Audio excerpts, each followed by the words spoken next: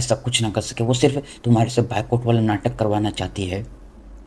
تو میں سبھی سے اپیل کروں گا، یہ بائیکاٹ والا ناٹک چھوڑو اور ریئلٹی میں اپنی گورنمنٹ پر دباؤ ڈالو تاکہ وہ ملٹری ایکشن لے، وہ ایرانی میسائلوں کو نہ روکے۔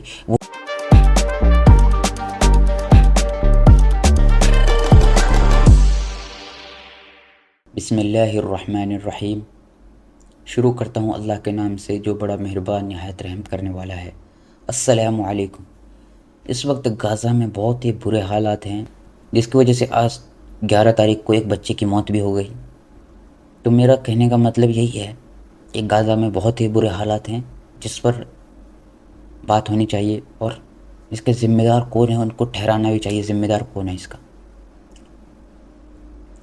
اس میں جو اس چیز کا ذمہ دار ہے وہ ہے نمبر 1 کوئی ہے تو وہ امریکہ ہے، جو امریکہ کو زائنسٹ انٹیٹی، زائنسٹ آتنکوادی کنٹرول کرتے ہیں، جہاں سے ہتھیار، پیسہ اور کوئلہ بارود سبھی آ رہا ہے، اور وہ غزہ میں جینوسائیڈ کر رہے ہیں۔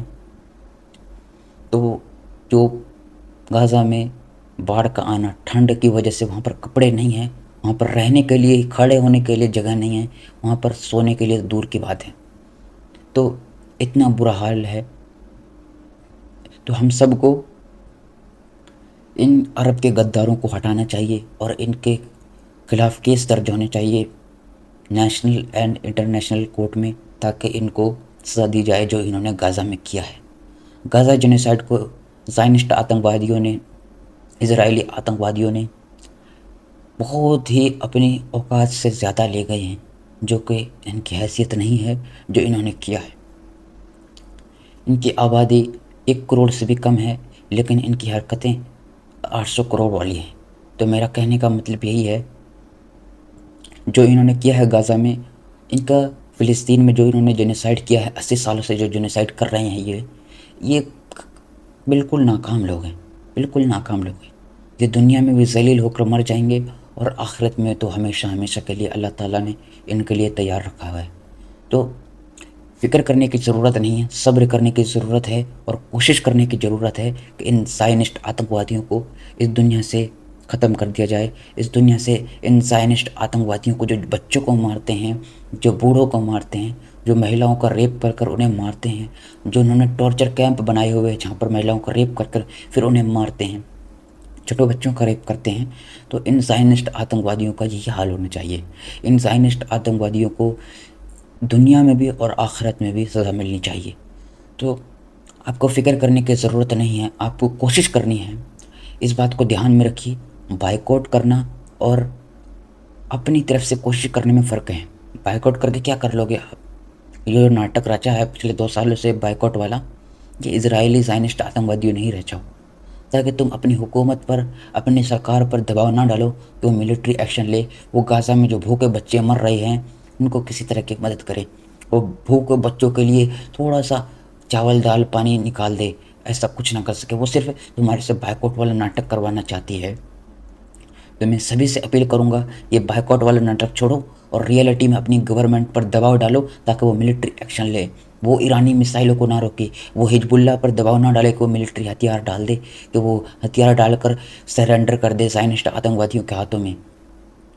اس بات کو یاد رکھیے۔ اور یہ جو بھی غزہ میں ہو رہا ہے، اس کا نمبر 1 ذمہ دار امریکہ کے برابر یہ عرب میں بیٹھی ہوئی غدار حکومتیں ہیں۔ یہ جب امریکہ سے ملتی ہے، ہاتھ ملاتی ہے، امریکہ کیا ہے؟ امریکہ اسرائیلی ایجنٹ سے بھری ہوئی گورنمنٹل سسٹم ہے، جہاں پر پوری طرح سے اسرائیلی آتنکوادیوں کو کنٹرول ہے، اور وہ جو چاہتے ہیں ویسے ہی ہوتا ہے۔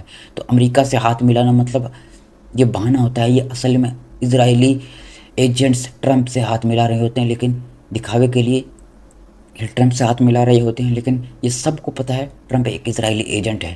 تو یہ حوصلہ بڑھاتا ہے ان آتنکوادیوں کا۔ تو آپ کو یہاں سوچنے کی اور سمجھنے کی ضرورت ہے کہ آپ کو بائیکاٹ والے جال میں نہیں پھنسنا ہے۔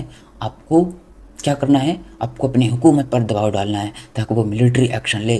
وہ مصر کے لوگوں کو چاہیے کہ ناٹک واٹک کر کے اپنے دل کو خوش کرنے کی ضرورت نہ ہو کہ ہم بائیکاٹ، ہم اسرائیلی امریکی سامان نہیں خریدیں گے۔ غلط فہمی مت رہیے۔ آپ کو اگر سچ میں فلسطینیوں سے ہمدردی ہے تو آپ کو اپنی گورنمنٹ، اپنی سرکار، اپنی پولیس پالیسی میکر پر دباؤ ڈالنا ہے تاکہ وہ فلسطینیوں کی مدد کر سکے۔ یہ ناٹک واٹک کرنے سے کچھ نہیں ہوتا۔ اور ہم سبھی کو اس بات کو یاد رکھنا ہے کہ فلسطین ہارے گا یا جیتے گا، اس سے اسلام کا مہتو کم نہیں ہوتا، کیونکہ جو فلسطینی لڑ رہے ہیں وہ اسلام کے لیے لڑ رہے ہیں، اور اللہ تعالیٰ ہمیں جیت اور